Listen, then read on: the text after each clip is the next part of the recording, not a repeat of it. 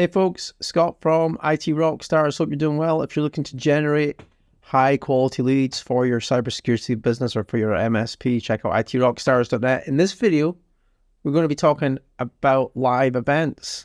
Question came up recently, which I've just replied to, and I thought, you know what, this would make a really good video because it's one of these things that's potentially overlooked in your business, and it can actually work really well when it comes to marketing and generating leads. So if you're an IT business or an MSP or cybersecurity business, this video is for you. Without that further ado, my personal experience of lunch and learns and webinars has actually been really good. We used to do lunch and learns quite a bit when I was running my own MSP. And it just built authority more than anything else in our local area. It just kind of gave us that sort of credibility. As opposed to, you know, who's this IT company? I don't really know much about them. They've got a website. I maybe spoke to Scott a few times, but apart from that, I didn't know much about them. The lunch and learns give you an opportunity to meet potential prospects. It allows you to build that sort of local business network and just sort of build some of the authority because you're the one that's going to be standing up on the stage potentially and advising and giving some expert advice on topics like cybersecurity. So the question came to us, you know, well, I saw the question actually online, you know, is anyone doing this? And I used to do it, but what I've been doing recently, like as of like this year, is I've been running webinars and they've been working really well. We used to do them all the time with like LinkedIn Live, but we started using Microsoft Teams. We've just kind of kept them more for our members at IT Rockstars, and we'll maybe put it out to our mailing list as well.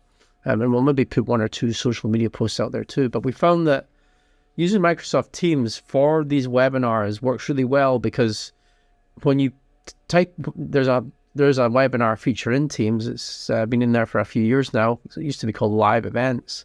But when you create the event within Teams, it's like a little drop-down box basically. It will actually go and create the landing page for you. So you can go and send everyone the link to the landing page that Teams automatically generates. And the cool thing with the landing page, because it's Microsoft Teams, most of your clients are probably going to be using it anyway.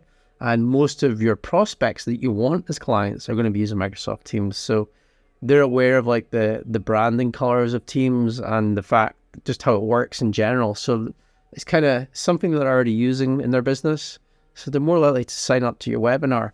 If you're running it on Teams. The other cool thing is when they put their email address and their name in, it actually automatically sends them a meeting invite to the webinar. Now, you don't get that with other platforms like Eventbrite or Zoom. You have to go and download an iCal file, which isn't like, it's not great because then you're having to rely on another step in that process.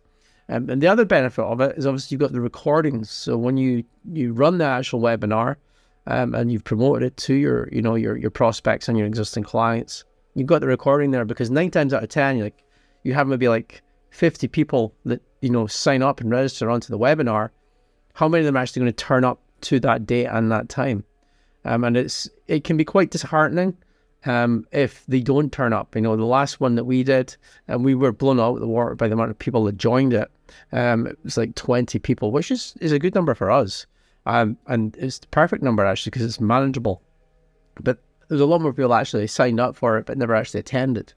So having a little bit of a think about if you are going to run an event like a lunch and learn or a webinar, what your follow-up process will be with both your attendees, so the people that have attended, and also the people that didn't attend.